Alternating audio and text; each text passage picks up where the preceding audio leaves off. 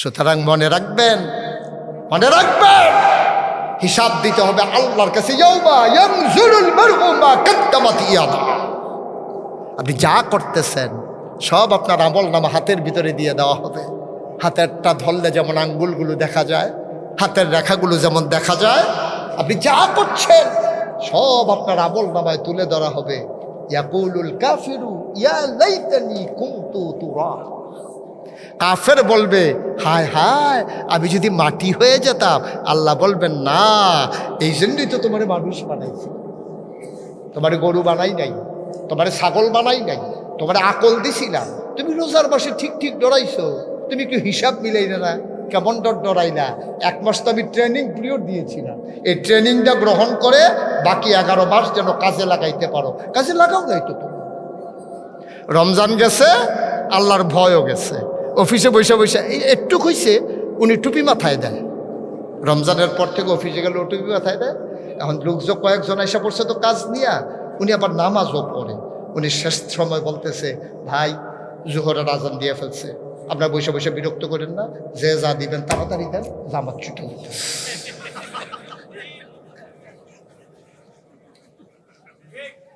মানে সুদ খাওয়ার একটা, ঘুষ খাওয়ার একটা স্টাইল আছে। আল্লাহরে ডরায় তো নামাজ ছুটে যাইতেছে, কিন্তু ঘুষ দেখায় এটা বুঝে আল্লাহ দেখে না। দেখে না কি দেখে না? আসসালামু আলাইকুম ওয়া রাহমাতুল্লাহি ওয়া বারাকাতুহু। রাত অনেক গভীর হয়ে গেছে। মোটামুটি গ্রাম দেশের মানুষ এত রাত পর্যন্ত জেগে থাকতে অভ্যস্ত না। তারপরেও আপনারা সুন্দর করে বসেছেন। প্রতিকূল আবহাওয়ায় যখন মানুষ ভীত সন্ত্রস্ত থাকে, বৃষ্টিতে ভিজে যায় কি না, সকল কিছু উপেক্ষা করে যিনি আপনাদেরকে, আমাদেরকে সবাইকে একত্রিত হওয়ার তৌফিক এনায়েত করেছেন, আমরা আবারও পড়ি আলহামদুলিল্লাহ। সম্মানিত দিনদার আশিকিন মুহিব্বিন, আমার প্রিয় বন্ধুরা, আমি বগুড়াতে মাহফিল উপলক্ষে কখনো আর আশা হয়ে ওঠেনি, এটাই আমার জীবনে প্রথম। আমি সাধারণত আমার এলাকাতেই বেশি সময় দেই। যেমন আপনাদের এখানে আসার জন্য গত রাতে আমার মাহফিল ছিল চাঁদপুর মতলবে, ওখান থেকে রাতেই চলে এসেছি ঢাকা। ঢাকা থেকে দিনের 12টায় রওনা করেছি। মাগরিব কোনো মতে পড়েছি, অজু ছিল বইলা, যদি অজু করা লাগতো তাইলে মাগরিবের 1 রাকাত ছুটে যেত আমার। তারপরেও আবার মাহফিল শেষ করে রওনা দেওয়া লাগবে। দীর্ঘদিন মাদ্রাসাগুলো ছুটির পরে আগামীকালকে প্রথম দিবস, প্রথম খোলা, সেই হিসাবে নিজে না থাকাটা নিজের কাছে বিব্রত মনে হবে। বিধায় রাতের বেলায় আবার ইনশাআল্লাহ একেবারে আমার দরবার পর্যন্ত পৌঁছে যাওয়ার আকাঙ্ক্ষা পোষণ করেছি, আল্লাহ যদি তৌফিক দান করেন। বন্ধুগণ, গুরুত্বপূর্ণ আলোচনা আপনারা শুনেছেন। আমি ঘরে শুয়ে শুয়ে আমি কথাগুলো শুনছিলাম। আল্লাহ তাবারক ওয়া তাআলা সেই আলোচনাগুলো থেকে আমাদেরকে আমল করার তৌফিক দান করুন। জোরে বলেন কোন জায়গায় আমিন বলা লাগে? না আন্দাজ আছেন আপনাদের? বুঝবো তো বইলা ফেলবেন, আমার জন্য অপেক্ষা করার দরকার কি? বলেন আমিন। সুবহানাল্লাহ, আলহামদুলিল্লাহ কোথায় বলা লাগে? আপনারা তো অভ্যস্ত না, অভ্যাস আছেন আপনাদের। ওকে ফাইন, তাইলে বলে দেবেন, কোনো সমস্যা, আমার জন্য দেরি করার দরকার নেই। যার যার সুবহানাল্লাহ আমরা শেষে বলে দেব, কোনো চিন্তার দরকার নেই। তাইলে আমরা যারা এখানে এসেছি, সুযোগ যিনি দিয়েছেন তিনি কে? একটু জুড়ে বলতে হবে, তিনি কে?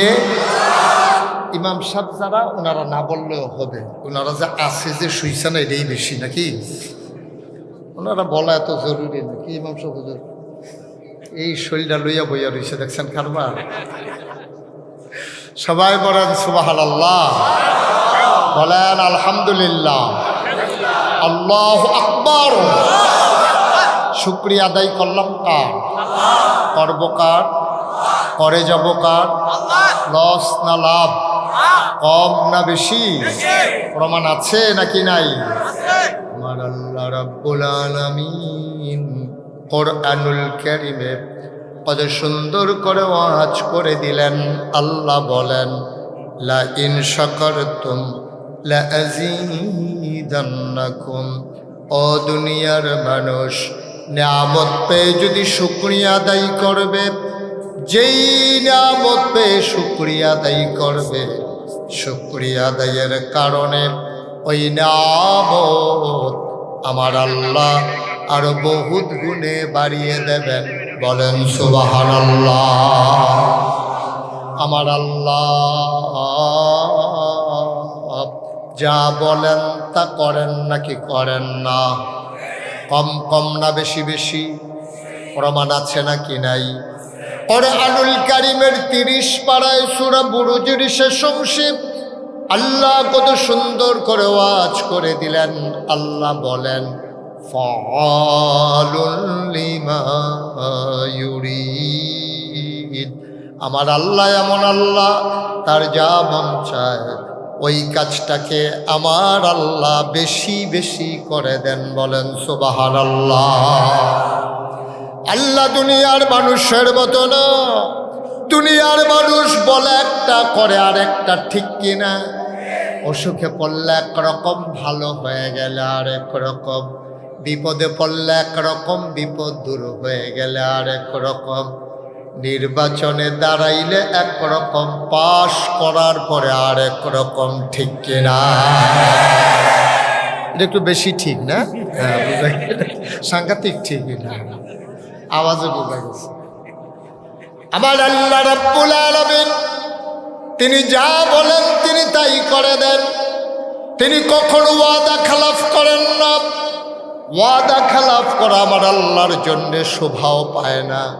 তিনি নিজেই নিজের ব্যাপারে ওয়াজ করে দিলেন। আল্লাহ বলেন, ইন্নাকা লা তুখলিফুল মিআদ। আমার আল্লাহ এমন আল্লাহ, তিনি যা ওয়াদা করেন, ওয়াদার খেলাফ করা আমার আল্লাহর জন্য শোভা পায় না। বলেন সুবহানাল্লাহ। এই আল্লাহ আছেন নাকি নাই? ছিলেন নাকি ছিলেন না? থাকবেন নাকি থাকবেন না? আমার এই আল্লাহ কয়জন?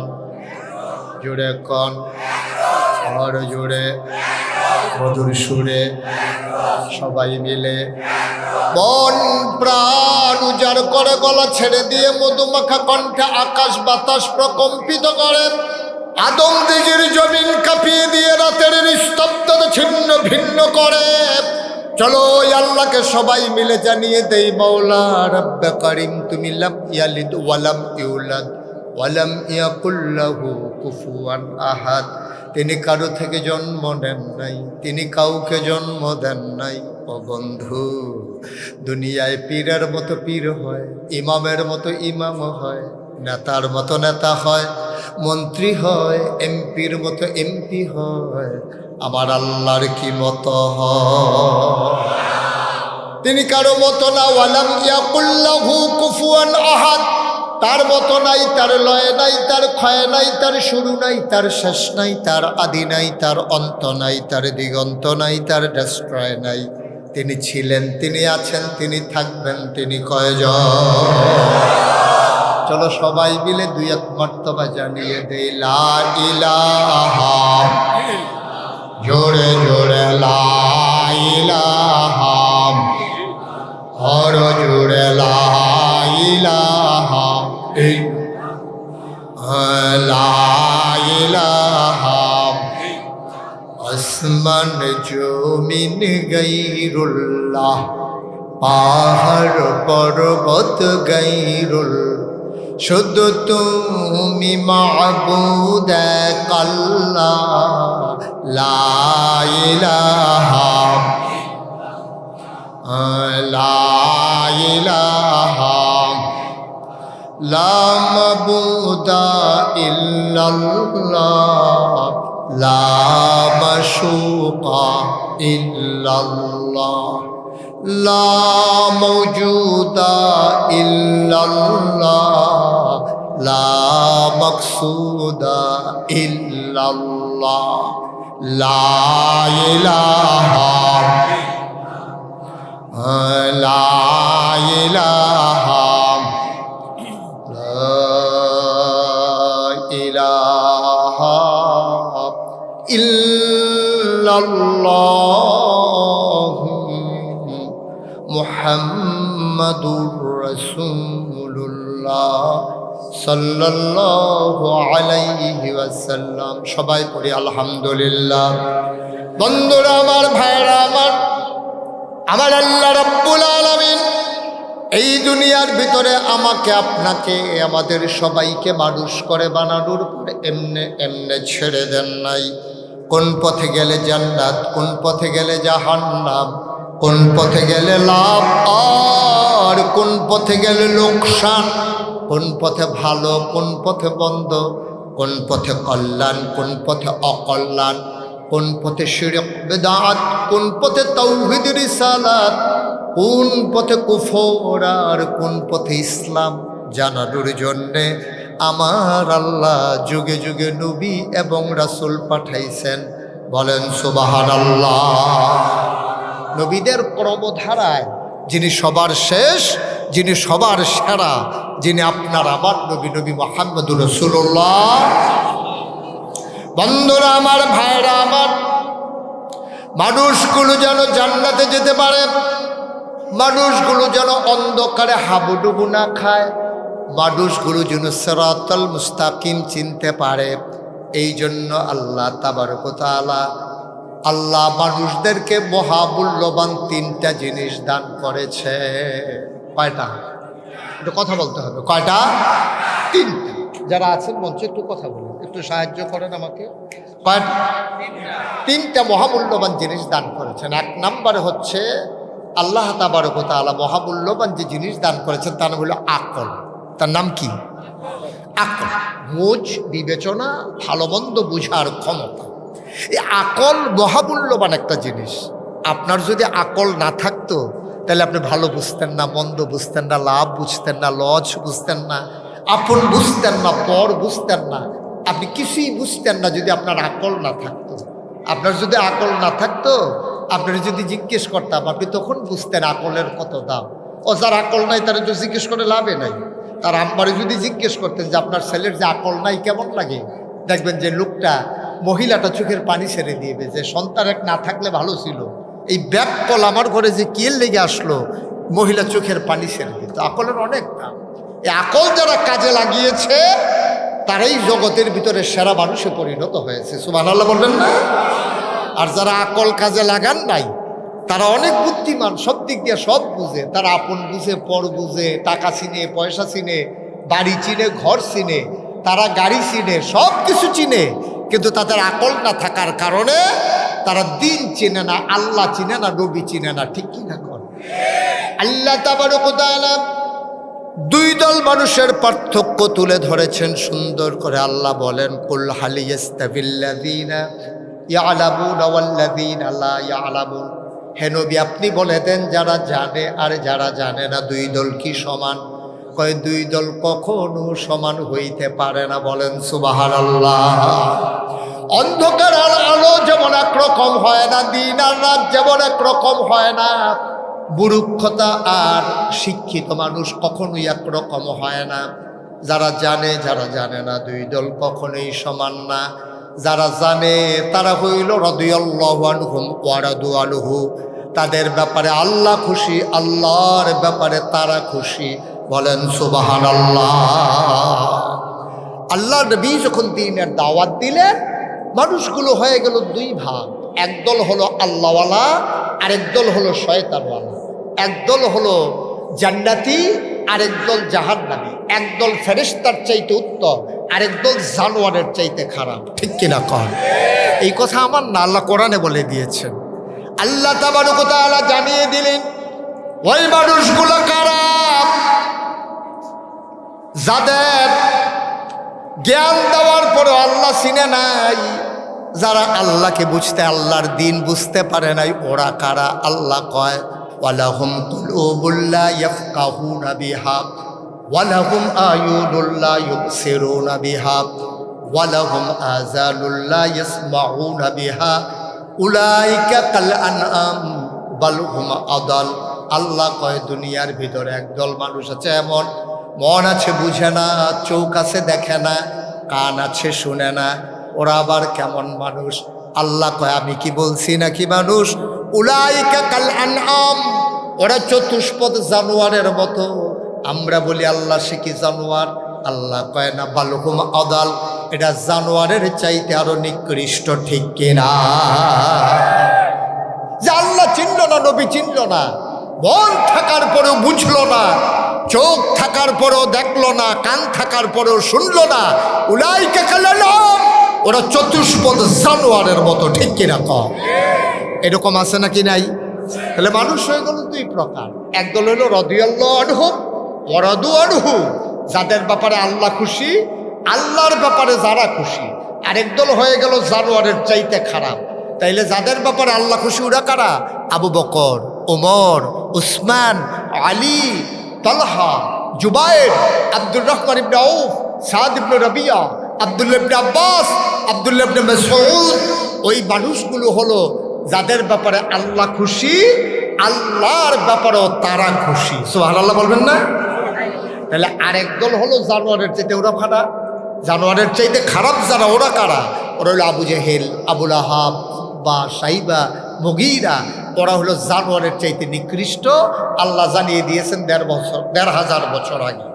তাইলে ১,৫০০ বছর আগে, ১,৫০০ বছর আগে আবু বকর ছিল একদিকে, উমর, উসমান, আলী, তালহা ছিল একদিকে। ওরা কি জাহান্নামী না জান্নাতি? কথা বলে, ওরা কি জাহান্নামী না জান্নাতি? ওরা কি শয়তানওয়ালা না আল্লাহওয়ালা?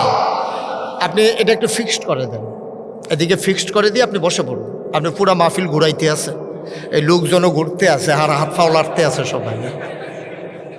হ্যাঁ হ্যাঁ, আপনি এটা ফিক্সড করে দিয়ে বসে পড়ুন। হ্যাঁ, ফিক্সড করে দিয়ে আপনি বসেন। সবাই পড়েন আমিন, জোরে পড়েন, আরো জোরে। তাইলে তৎকালীন জমানায়, খুব খেয়াল করেন, তৎকালীন জমানায় নবী যখন দ্বীনের দাওয়াত দিলেন, মানুষ হইল কয় ভাগ? কথা কয় না? আস্তাগফিরুল্লাহ, লা হাওলা ওয়ালা কুওয়াতা ইল্লা বিল্লাহ। মানুষ হইল কয় ভাগ? দুই ভাগ। একদল হলো আল্লাহওয়ালা, আরেক দল হলো শয়তানওয়ালা। একদল হলো জান্নাতি, আরেক দল হলো জাহান্নামী।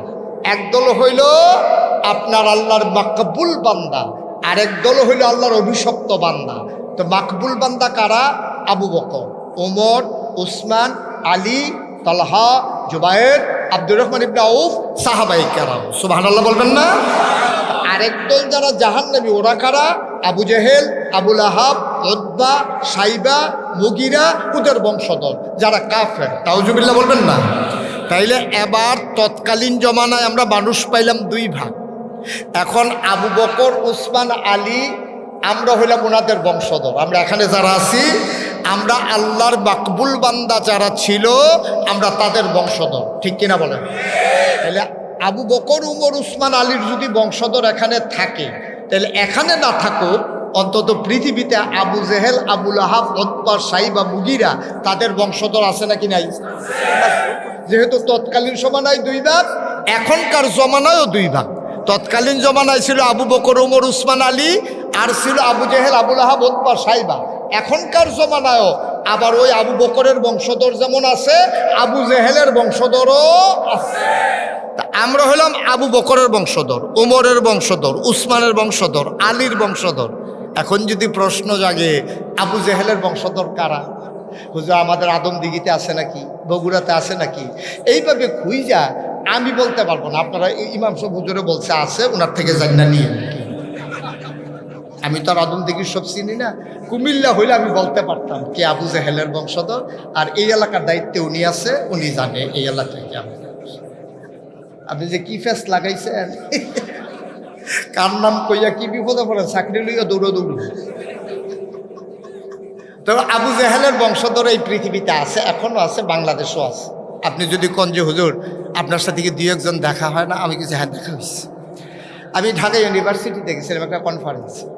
তখন ঢাকা ইউনিভার্সিটিতে যাওয়ার পরে বললো যে হুজুর ওই যে ইসলামের বিরুদ্ধে যে কথা বলছিল ওই লোক আছে, তা আমি আমার একটু দেখা করাই দেন। তো ওই লোকের সাথে দেখা হইলো। আমি বললাম ও কী বলছিল?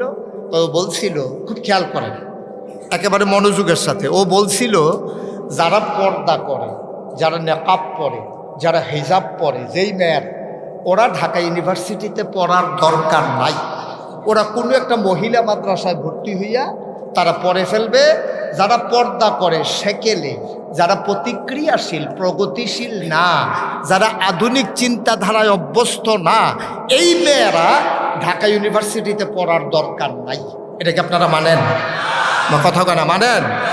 ওরা বলতে চায় পর্দা নিশীন যারা, তারা ঢাকা ইউনিভার্সিটিতে পড়তে। মনে করেন আব্দুল হাই সাইফুল্লাহ ভাইয়ের একটা মেয়ে শিক্ষাগত যোগ্যতায় ঢাকা ইউনিভার্সিটিতে চান্স পেয়ে গেল, অথবা ওনার মেয়ে ঢাকা ইউনিভার্সিটিতে চান্স পাইল, তাহলে ঢাকা ইউনিভার্সিটিতে ওনার মেয়ে পর্দা করার কারণে পড়তে পারবে না।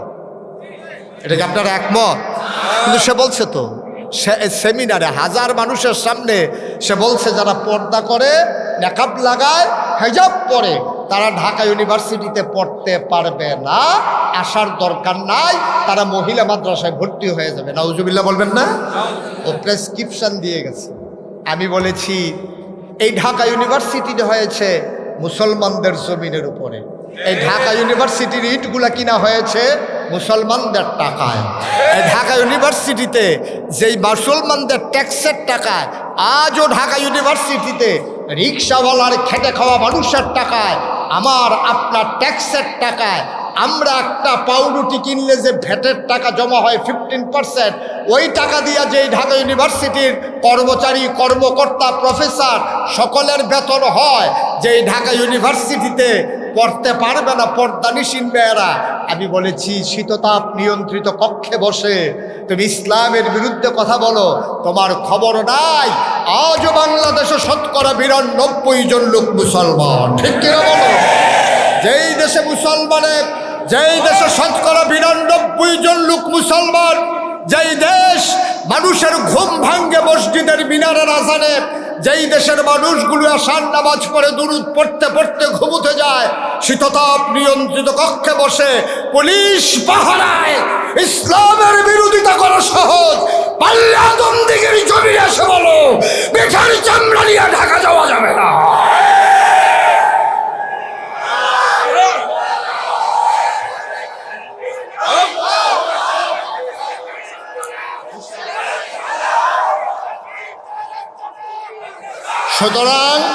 সুতরাং বোঝা গেল এই জমানায়ও আল্লাহওয়ালাও আছে, শয়তানওয়ালাও আছে। আছে নাকি নাই?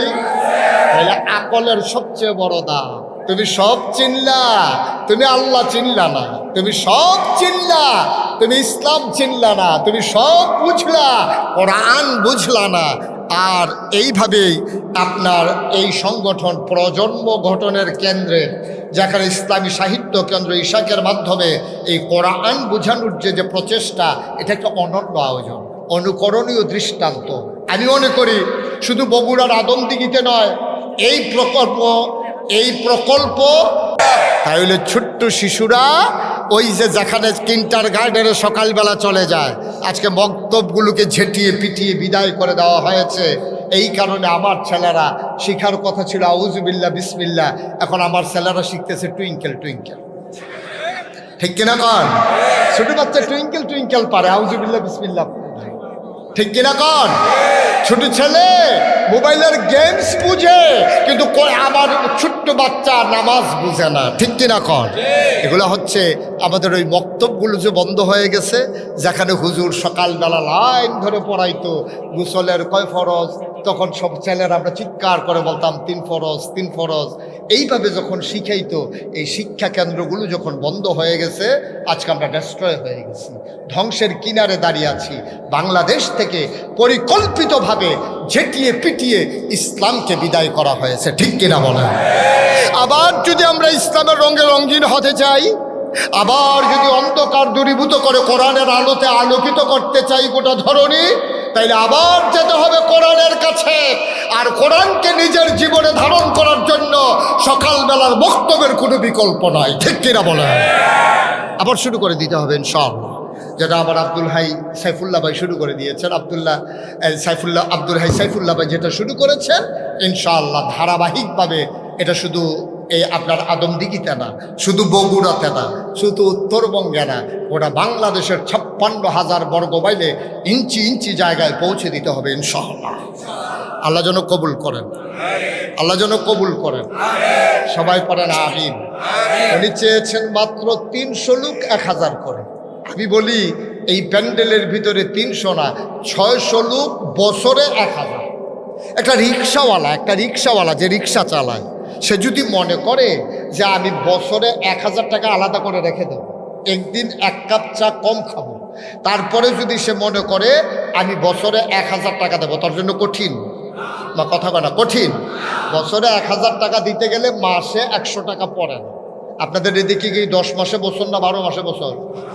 তাহলে তো 2 মাসেরও বেশি হয়। 1200 দিতে পারবেন আপনি 100 টাকা করে জমায়, 1200 টাকা দিতে পারবেন। এটা যদি আমি দিতে না পারি তাহলে আমি ইসলামকে খুব মহব্বত করি, স্লোগানে আমি ময়দান কাঁপিয়ে দিই, কিন্তু দেওয়ার সময় আর হাতে ওঠে না। অথচ আল্লাহ বলছেন ইন্নাল্লাহ ইশতারা মিনাল মুমিনিনা আনফুসাহুম ওয়া আমওয়ালাহুম বিআন্না লাহুমুল জান্নাহ। আল্লাহ তাবারক ওয়া তাআলা আমাদেরকে জান্নাত দিয়েছেন, বিনিময় নিয়েছেন জান আর মাল। সুবহানাল্লাহ বলবেন না? জান্নাতে যাওয়া তো সহজ না। তো জান্নাতে যাওয়া কি এত সহজ মনে করছেন নাকি যে আপনি বলবেন আর জান্নাতে চলে যাবেন? এত সহজ দুনিয়া না। এটার জন্য পরীক্ষা দেওয়া লাগবে, পাশ করা লাগবে, নিজের জান আর মাল কুরবানি দেওয়া লাগবে। তারপরে দেখবেন যে আপনি একদিন মরে গেছেন, আপনাকে সবাই মিলে মসজিদের মিনার থেকে ঘোষণা হয়েছে মানুষটা দুনিয়াতে নাই। কাফন পরিয়ে যখন দাফন করে দেবে মাটির কবরে, সবাই দেখবে মাটির কবর। আপনি কবরে গিয়ে দেখবেন মাটির কবর মাটি নাই, মাটির কবর জান্নাতের টুকরা হয়ে গেছে। বলেন সুবহানাল্লাহ। এই যে এদিকে আসেন, এই যে ভাই, এই এদিকে আসেন, এদিকে হ্যাঁ এদিকে, যেখান থেকে উঠে গেছেন এখানে আসেন। আচ্ছা থাক, মাফ করে দেওয়া হলো যেহেতু বৈশাখ গেছে। আপনার কাছে কি অন্য মাহফিলের মতো মনে হয়? আমি সেই কুমিল্লা থেকে আসছি, আর আপনার বাড়ি কাছে বললে আপনি যাইবেন আইবেন, হাফ এন আওয়ার দিবেন, কি কারবার? নড়াচড়ার কোনো সুযোগ নেই, চিন্তাও করবেন না নড়াচড়ার। আল্লাহ যেন কবুল করে, সবাই পড়ে আমিন। আমি লম্বা সময় আপনাদেরকে আটকে রাখবো না, যতক্ষণ আপনাদের ধৈর্য কুলায় ততক্ষণ ইনশাল্লাহ আলোচনা। ওয়ামা তাওফিকি ইল্লা। তো আল্লাহ তাবারক ওয়া তাআলা আল্লাহকে চেনার জন্য, নবীকে চিনার জন্য, ইসলাম বুঝার জন্য মহামূল্যবান কয়টা জিনিস দিছে। এই তো দেখছেন ইমাম সাহেব যদিও চুপ করে ছিল, এমন এক কথা কইছে পুরা মাহফিল কাই। কয়টা জিনিস দিছে? আরে কথা কইতে পারেন না, ঘুমাই গেছেন আপনি? কয়টা? 1 নম্বরে আকল। আকলের দাম কম না বেশি? এটা মানুষ বোকা, সে হাঁস বাইরা ফেলায় পিটাইয়া, গাছের আম ছিঁড়া ফেলায়, সে মানুষকে পিটাইলেও পেশার সে পাগল, কিছু কইও না। পাগলের জন্য আল্লাহ কলমও ধরেন না। পাগলের কোনো হিসাব নাই, বুঝ বিচার নাই, তার কাছে কেউ মেয়ে বিয়ে দেবে না, বাপ মা তার নিয়ে অতিষ্ঠ। এই পাগলের কোনো দাম নাই, দাম হলো আকলমত মানুষ যারা, তাদের। সুবহানাল্লাহ বলবেন না? আকলের যে কত দাম এটা আপনি বুঝেন না। আমার বাসা হচ্ছে কুমিল্লা শহরে, খুব খেয়াল করে শুনেন, আমার বাসা কুমিল্লা শহরে। আপনারা আমার ওয়াজ ইউটিউবে কে কে শুনেন একটু হাত উঠেন তো দেখি। ও বাবার, আমি সারা দেখি সবাই শুনে, হাত না। তাহলে বুঝে গেল আপনারা সব আমার কথা বুঝেন না, নাকি অনুবাদ করা লাগে আবার? কথা বুঝেন তো না? আমার ঢাকা কুমিল্লা শহরে আমার বাসা। আকলের কত দাম দেখেন। তা আমার বাসা কুমিল্লা শহরে, আমার বাসার পাশে যে মসজিদ, আমি যখন কুমিল্লাতে থাকি ওই মসজিদে আমি নামাজ পড়ি। তো আমার ওই মসজিদের সামনে কিছু ভিক্ষুক বসা থাকে, পার্মানেন্ট ভিক্ষুক দেখবেন মসজিদ, শহরের মসজিদগুলোতে আছে। এটা আবার জায়গা পার্মানেন্ট করা, এর জায়গায় আবার অন্য কেউ বসতে পারেন, এটা অনেক জায়গায় মারামারিও হয়েছে। তো এই ভিক্ষুক যখন বসে রয়েছে, তো একটা ভিক্ষুকের সাথে আমার খুব খাতির। তার বিপদ আপদে, সমস্যায়, চিকিৎসায় আমাকে যখন জানায়, আমি চেষ্টা করি কিছু কিছু দেওয়ার জন্য। তো এই ভিক্ষুক, আমার এক বন্ধু একদিন আমাকে ফোন দিয়া বলে যে দোস্ত, আমি তোমার সাথে একটু জরুরি কথা আছে, আমি কুমিল্লা আসতে চাই, কোথায় দেখা করব? তাই বললাম যে ওই যেই মসজিদে আমি নামাজ পড়ি ওইখানে তুমি আয়সা জুহরের নামাজ পড়ো, আমিও পড়বো, 2 বন্ধুর কথা হবে ইনশাআল্লাহ। তো এই কথা বইলা যখন আমি এই মসজিদে গেছি, নামাজ শেষ হয়েছে, বন্ধুর সাথে কথা বলতে বলতে আমি মসজিদের সামনে দিয়ে বের হয়ে গেছি। ওই ভিক্ষুকের কথা আমার আর মনে নাই। আমি ভিক্ষুককে এটা এখন তো মাহফিল সেটা বন্ধ করে দেন। হ্যাঁ আমিন কর, এখন ফার্স্ট লাগুক, এখন তো সোডানের সময়, অসুবিধা নেই। বলেন আলহামদুলিল্লাহ। আপনার মনোযোগের সাথে শুনতেছেন কথা, গভীর মনোযোগ। তো ভিক্ষুক, আমি তো মসজিদে গেলে কিছু না কিছু ওরে দেই, কিন্তু আজকে যে বন্ধুর সাথে কথা বলতে বলতে বেরিয়ে গেছি, ভিক্ষুকের কথা আমার আর মনে নেই। তো ভিক্ষুকদের কিন্তু জ্ঞান খুব তীক্ষ্ণ, আমি যে বের হয়ে যাইতেছি আমার কথা শুনছে, ওরে যখন পার হয়ে গেছি ও আমারে ডাক দিয়া বলতেছে, হুজুর চলে যাইতেছেন? আমি আরে না, আইতে আসছি। আমি আবার ফিরা গিয়া আমার বন্ধুকে বললাম, এই যে ভিক্ষুকটা চোখে দেখে না কিন্তু তার আকল সাংঘাতিক, কারণ সে তো চোখেই দেখে না, তার আবার কিসের আকল, আমি এখনই টের পাইবে। আমি পকেট থেকে একটা 10 টাকার নোট বের করে ভিক্ষুকের হাতে দিয়া বললাম, আজকে মনটা খুব ভালো, এই জন্য তোমার 100 টাকার নোট দিছি। কত? কথা কটা দেখি, কয় টাকা? আমার কথা বুঝেন না আপনারা? দিছি 10, বলছি কত? 100। যখন ভিক্ষুক এই কথা বলছি, ভিক্ষুক টাকাটা হাতে নিয়া আস্তে করে কি জানি ধইরা আমার দিকে তাকাইয়া কইতে আছে, শয়তানি করেন? কি শয়তানি? কয় 10 টিকা। আমার চোখে পানি চলে আসছে। আমি আমার বন্ধুকে ডেকে বললাম, এই মানুষটা চোখে দেখে না, তার বিবাহিত জীবনে তার স্ত্রীকে সে দেখলে চিনে না, কথা শুনলে বুঝে এটা তার স্ত্রী, তার সন্তান চিনে না, যেই সন্তান সে জন্ম দিয়েছে আব্বা বলে ডাক না দিলে সন্তানকে চিনে না, তার স্ত্রী চিনে না, সন্তান চিনে না, সুন্দর পৃথিবী একটা নজর সে দেখতে পারে নাই। কিন্তু আল্লাহ কত বড় আকল তাকে দিয়েছে, টাকার কোনাটায় ধরে বলে দিতে পারে 10 টাকা না 100 টাকা। বলেন সুবহানাল্লাহ। আকলের কত দাম! আকল কত দাম আকলের! সে দুইটাই বুঝে ফেলছে, এটা 10 টাকা না 100 টাকা। সুবহানাল্লাহ বলবেন না? এই আকল আল্লাহ মুমিন মুসলমানদেরকে দান করেছেন, কাফেরদেরকেও দিয়েছেন। যারা আকলটাকে দ্বীনের পথে কাজে লাগাইছে আল্লাহ বলছেন ওরা হলো বুদ্ধিমান, আর যারা কাজে লাগায় নাই উলাইকা কাল আনাম বাল হুম আদাল, ওরা জানোয়ার, ওরা জানোয়ারের চাইতে আরো নিকৃষ্ট। ঠিক কিনা কও? তাহলে আমরা কি বোকা না বুদ্ধিমান?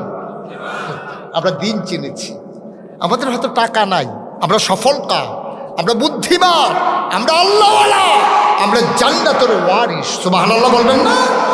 শুধু আমরা অনেক দামি মানুষ। এখানে যারা আছে, আপনি হয়তো রিক্সা চালাইতে পারেন, আপনি হয়তো ঠেলা গাড়ি চালাইতে পারেন, আপনি কুলি মজুর হইতে পারেন, আপনার ঘরে হয়তো অনেক দামি ফার্নিচার নাই, আপনার বাড়িতে হয়তো একটা বিল্ডিং নাই, কিন্তু আপনি আল্লাহ চিনে ফেলেছেন, আপনার ঈমান আছে, আপনি সবচেয়ে দামি মানুষ পৃথিবীতে। ঠিক কিনা কম?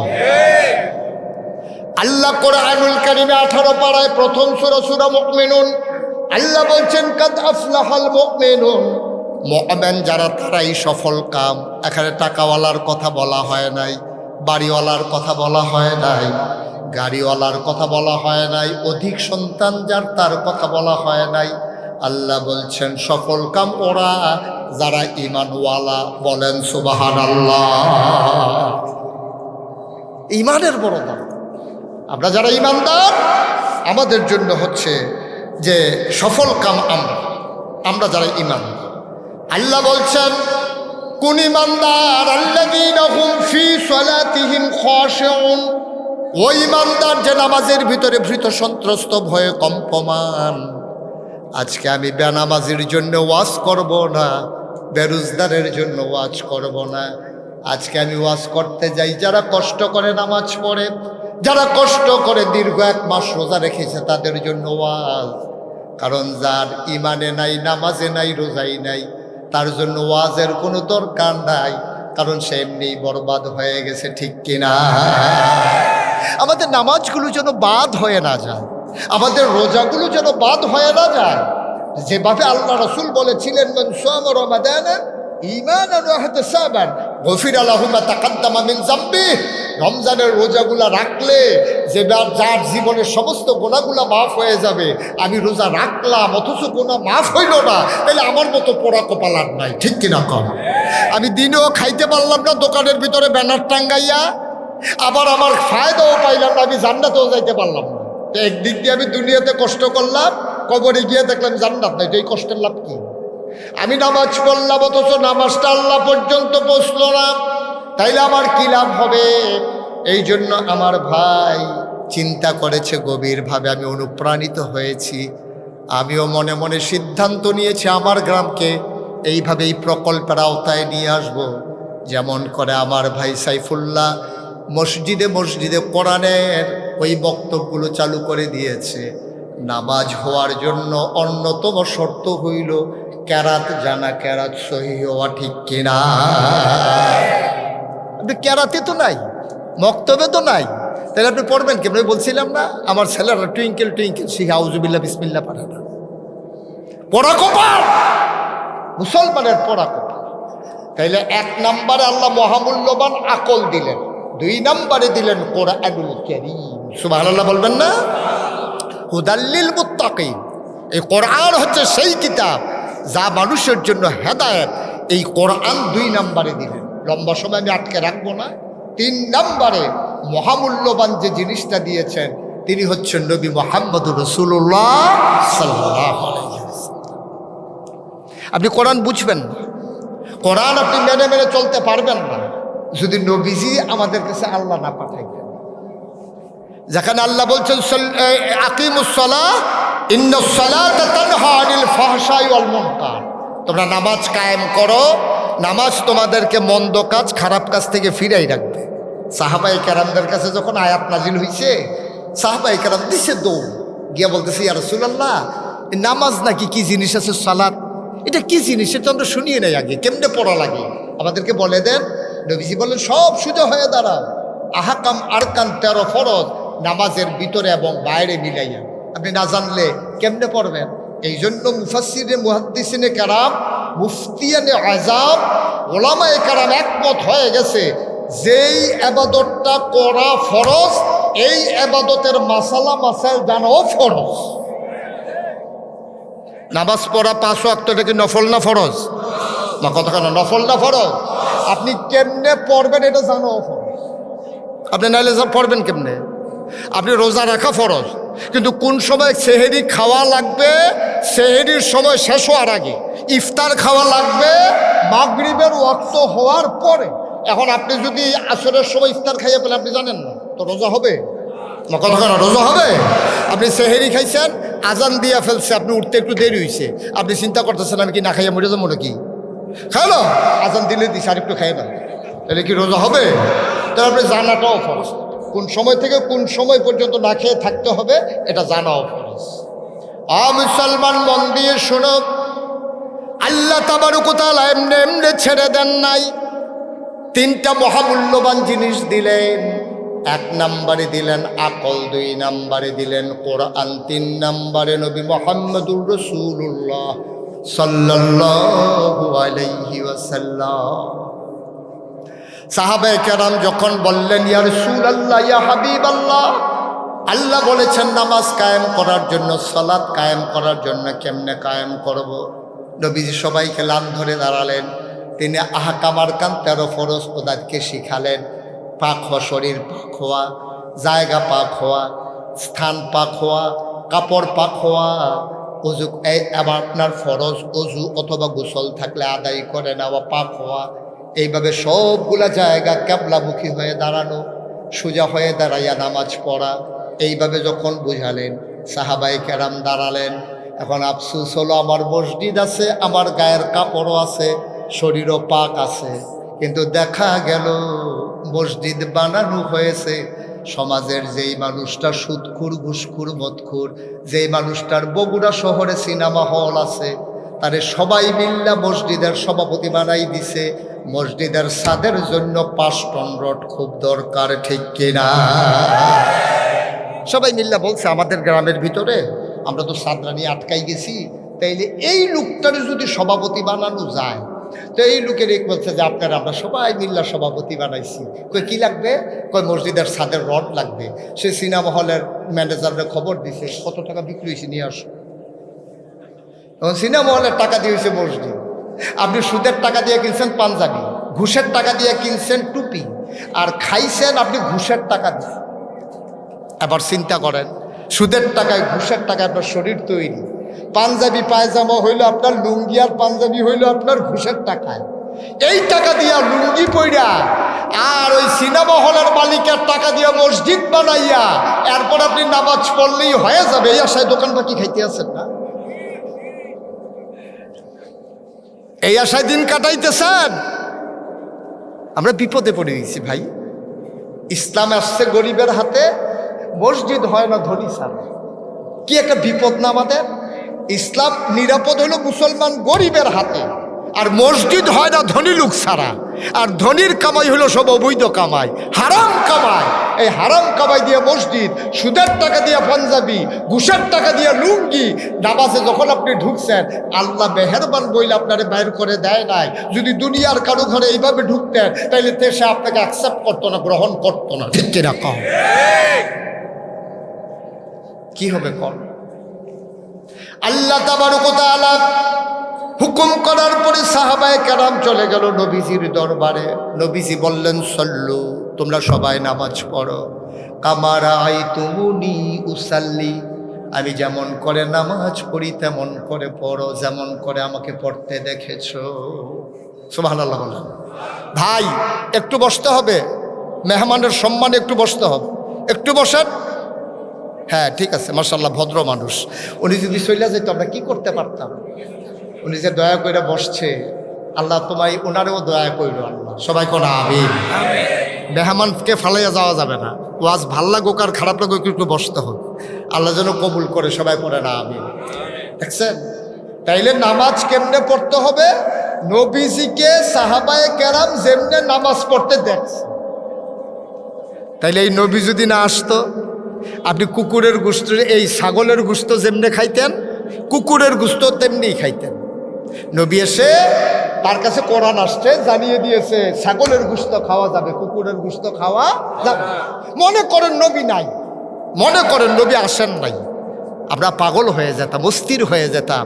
কোরআনের আয়াত নিয়া নবীজি ব্যাখ্যা দিয়া গেছে, মাইন্না দেখাই দিয়া গেছে, এরপরেও তো সমাজের ভিতরে বিশৃঙ্খলার অভাব নাই। ঠিক কিনা?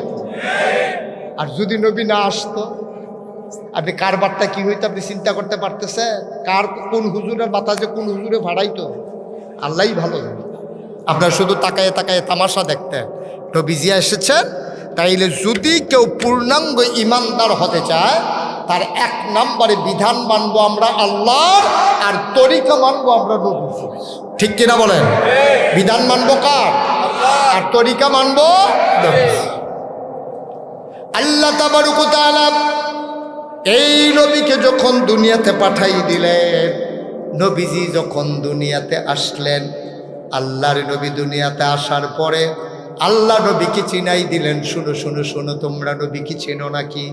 তোমরা নবীকে চিনে যাও। ওয়ামা আরসালনাকা ইল্লা রাহমাতাল লিল আলামিন। সুবহানাল্লাহ বলবেন না? সবাই পারেন না এটা? এই আয়াতটার ভিতরে এত মধু, এত মজা।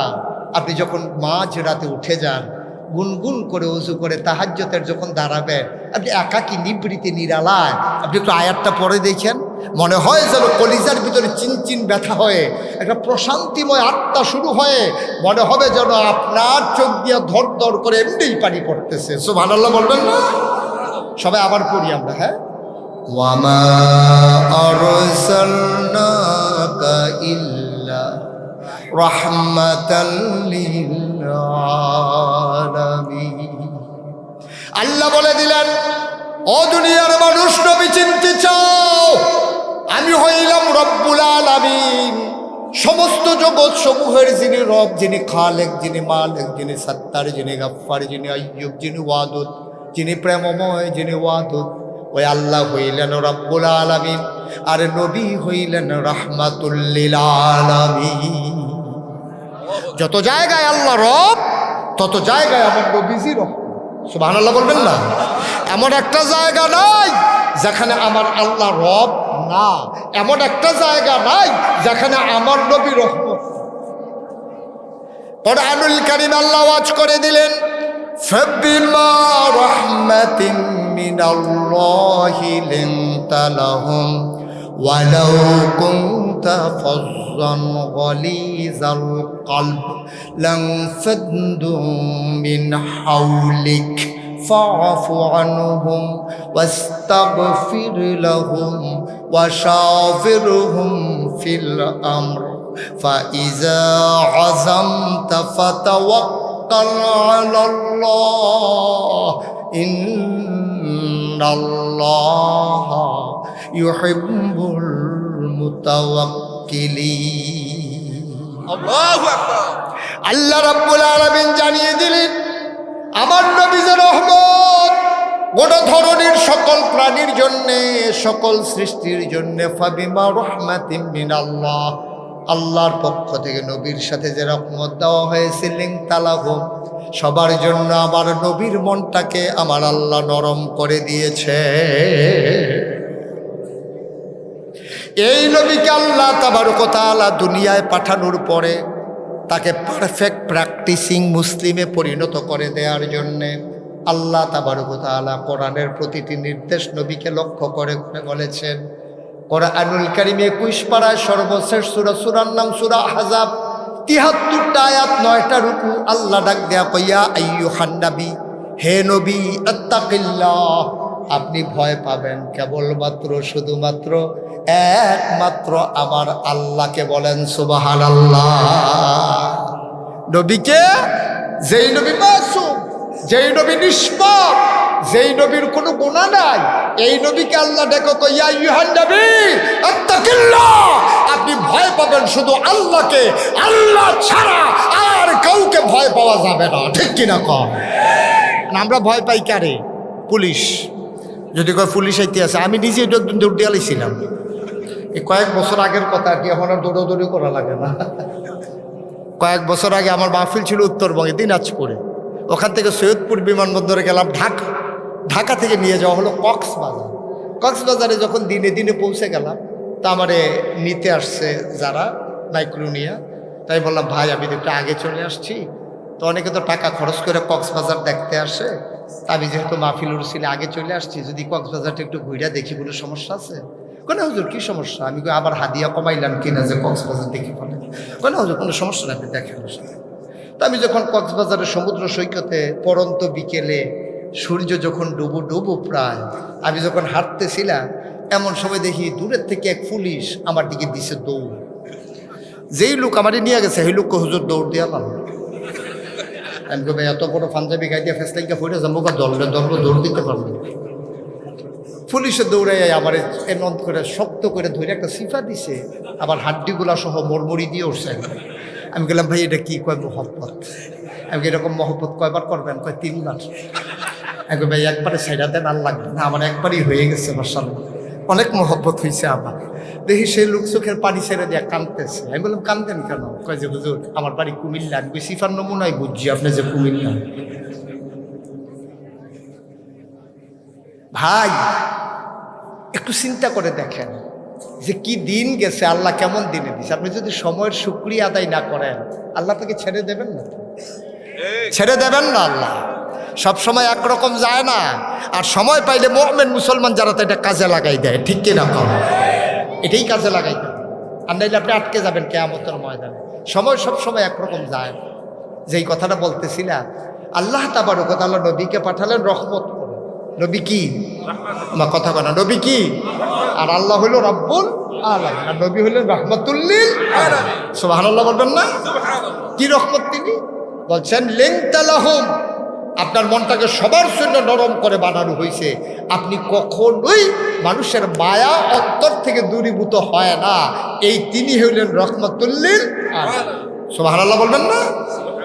এ আল্লাহর নবী মুহাম্মদুর রাসূলুল্লাহ সাল্লাল্লাহু আলাইহি ওয়াসাল্লামকে আল্লাহ ডেকে কয় তাকিল্লাহ, আপনি ভয় পাবেন শুধু আল্লাহরে।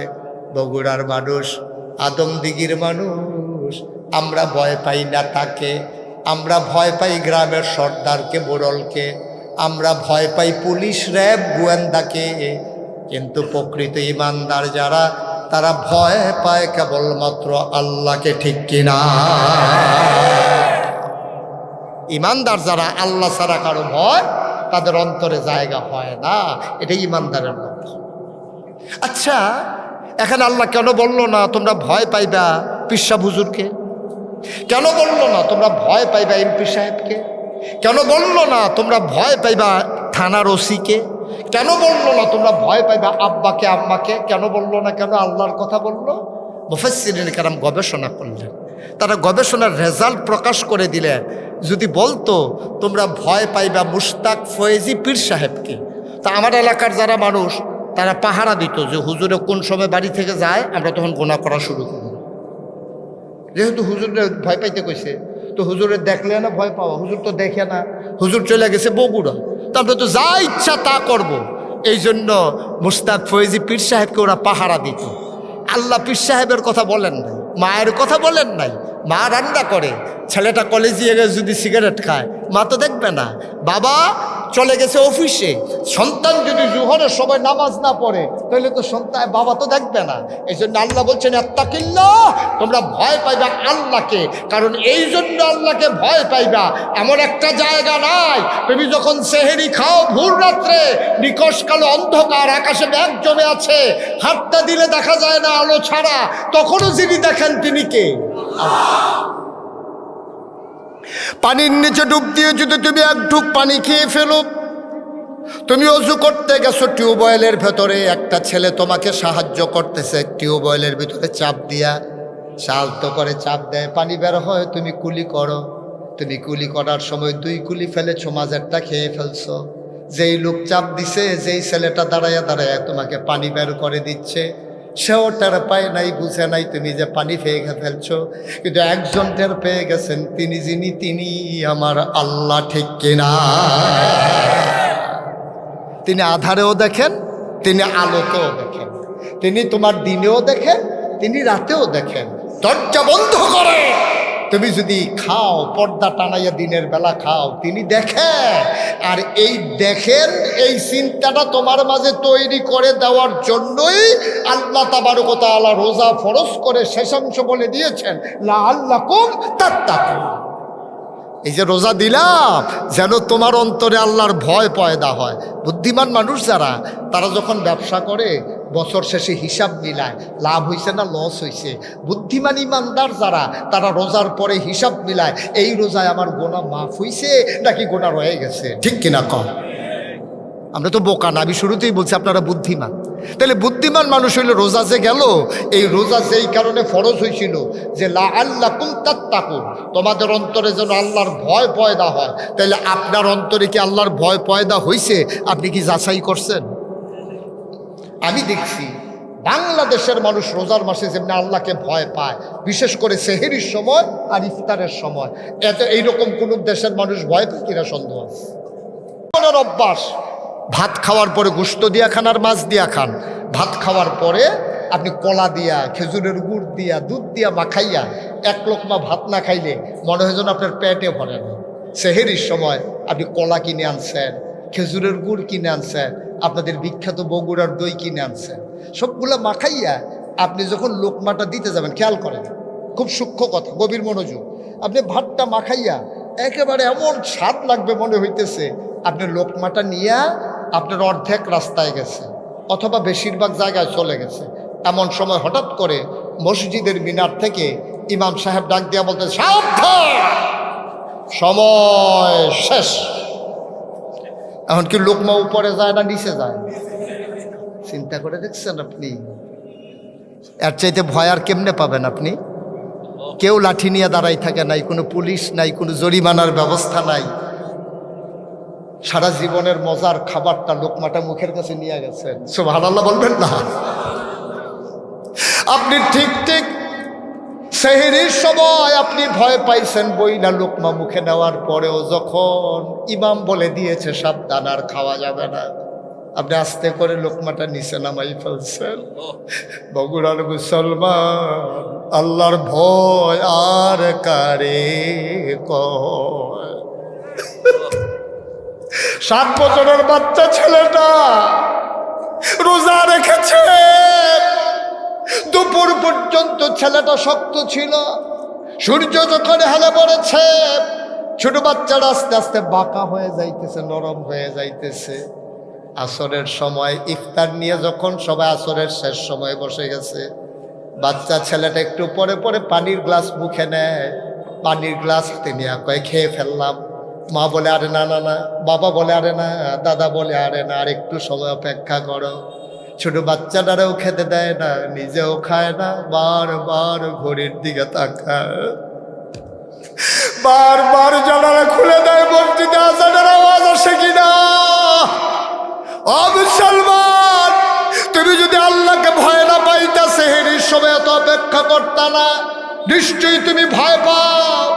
কোনো দারোয়ান নাই, কোনো পুলিশ নাই, কোনো আইনের ব্যবস্থা নাই, জরিমানার ব্যবস্থা নাই, তারপরেও তুমি খাও না, কারণ তুমি বিশ্বাস করো আমি যদি খেয়ে ফেলি, কেউ জানুক আর না জানুক, শাস্তি হোক আর না হোক, একজন জেনে যাবেন যিনি কিয়ামতের ময়দানে ইয়াউমা ইয়ানজুরুল মারউ মা কাদ্দামাত ইয়াদা, সেই কিয়ামতের ময়দানে আমার হাতের ভিতরে যখন আমলনামা দিয়ে দেওয়া হবে, বিচারকের জায়গায় যিনি ওই আল্লাহ বসে যাবেন, সেই দিন যিনি বিচার করবেন, কেউ দেখো কার না দেখো আমার আল্লাহ দেখে ফেলবে।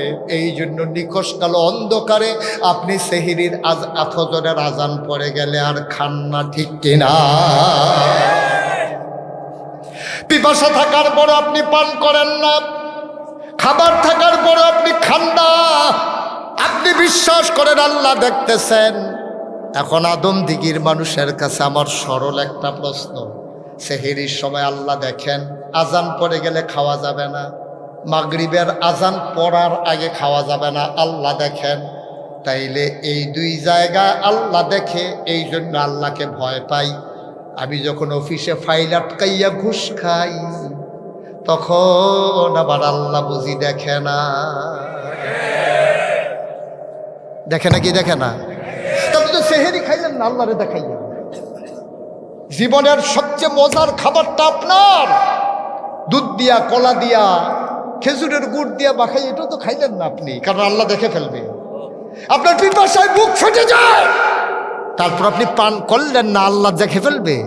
তাইলে আপনি যখন ফাইল আটকাইয়া ঘুষ খান, আপনি যখন জমিনে রাইল ঠেলতে ঠেলতে আরেকজনের জমিনে ঢুকে যান, আপনি যখন কাজ করার আগে গুসলিং দিদিয়া একবারে সব ফরজ তরক করে আপনি যখন জমিনে কাজ করতে থাকেন, আপনি যখন মানুষের উপরে জুলুম করেন, অন্যায় করেন, বিচার করেন, ক্ষমতার বস্ত্রতে যাওয়ার পরে অতীত ভুলে গিয়া আপনি যখন আবার তাবেদারি শুরু করে দেন, তখনও যিনি দেখেন তিনি কে?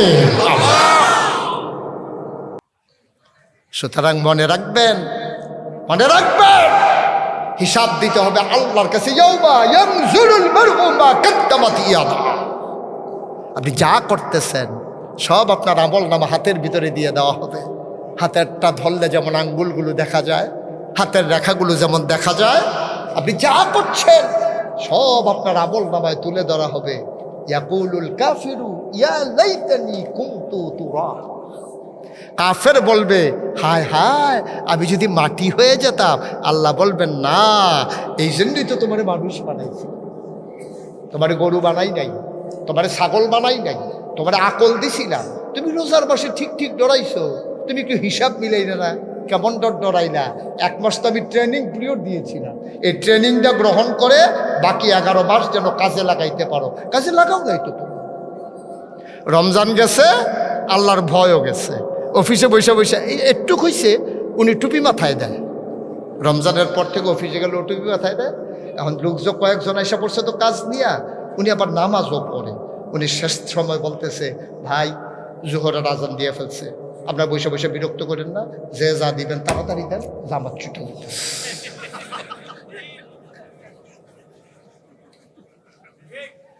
মানে সুদ খাওয়ার একটা, ঘুষ খাওয়ার একটা স্টাইল আছে। আল্লাহরে ডরায় তো নামাজ ছুটে যাইতেছে, কিন্তু ঘুষ দেখায়, এটা বুঝে আল্লাহ দেখে না। দেখে না কি দেখে না?